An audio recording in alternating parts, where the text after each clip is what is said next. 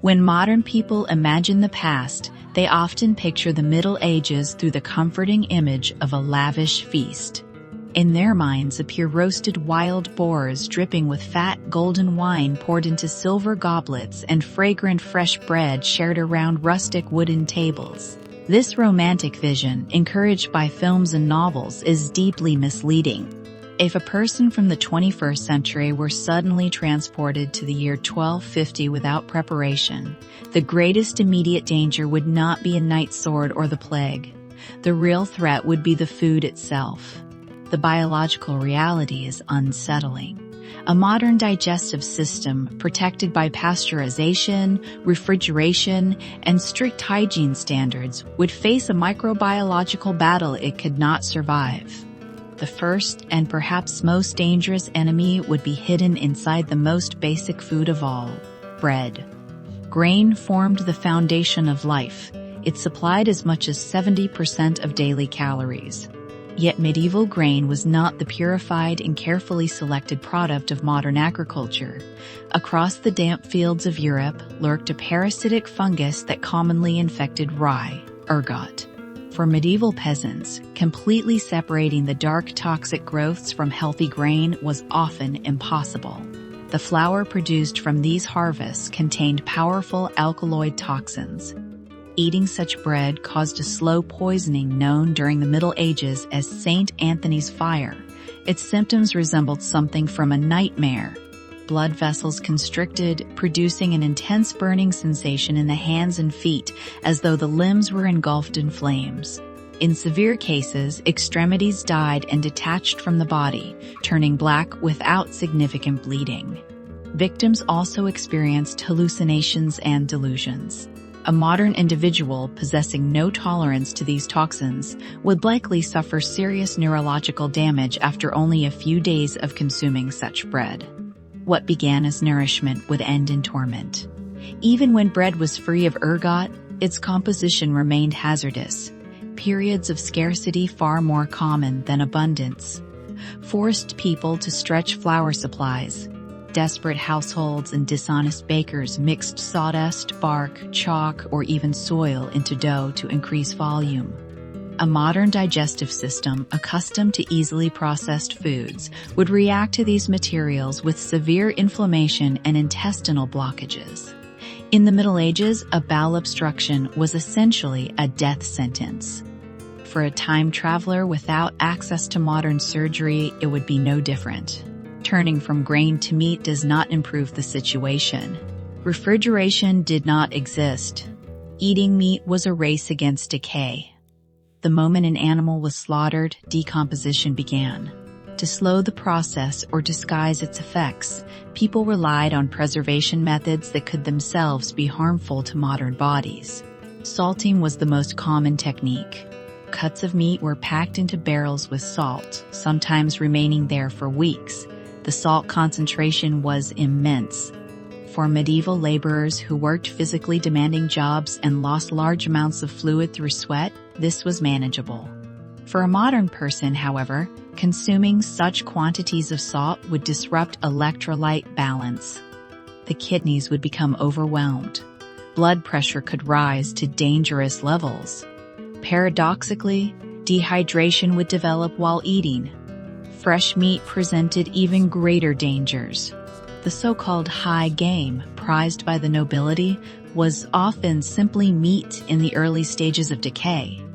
Game animals were frequently hung for days until considered properly tender.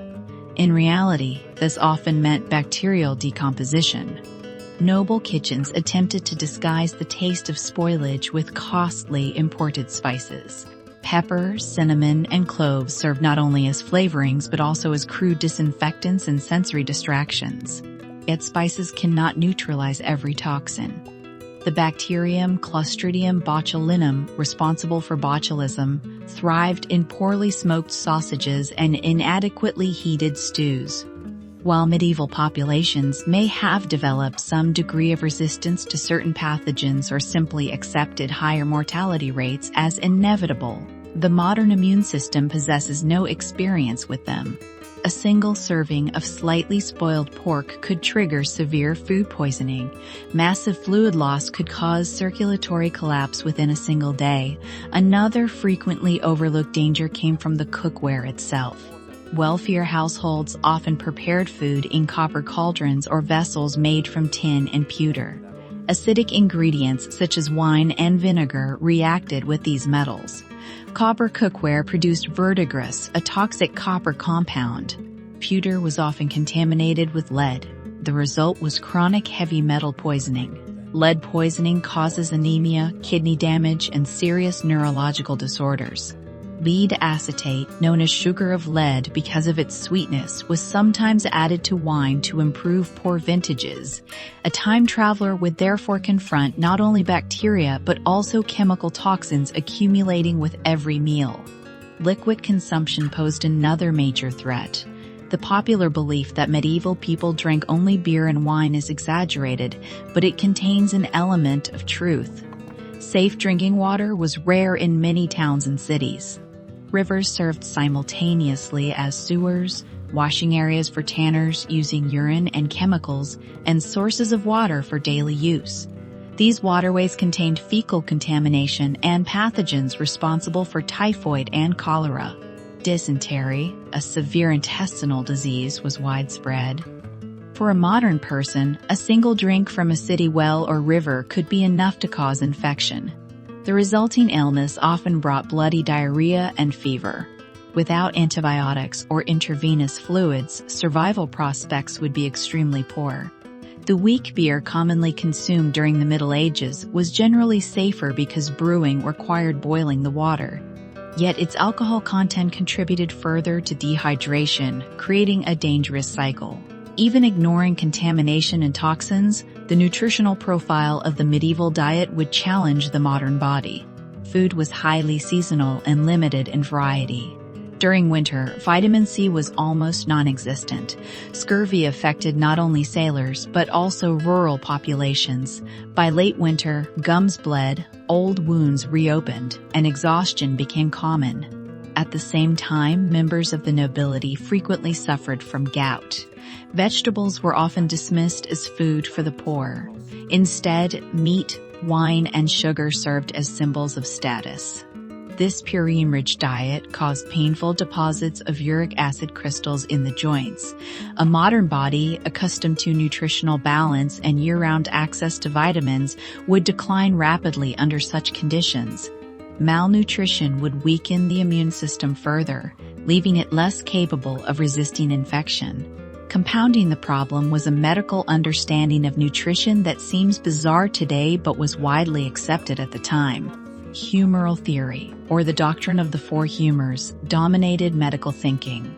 Raw fruits and vegetables were believed to cool the body excessively and promote decay within the stomach.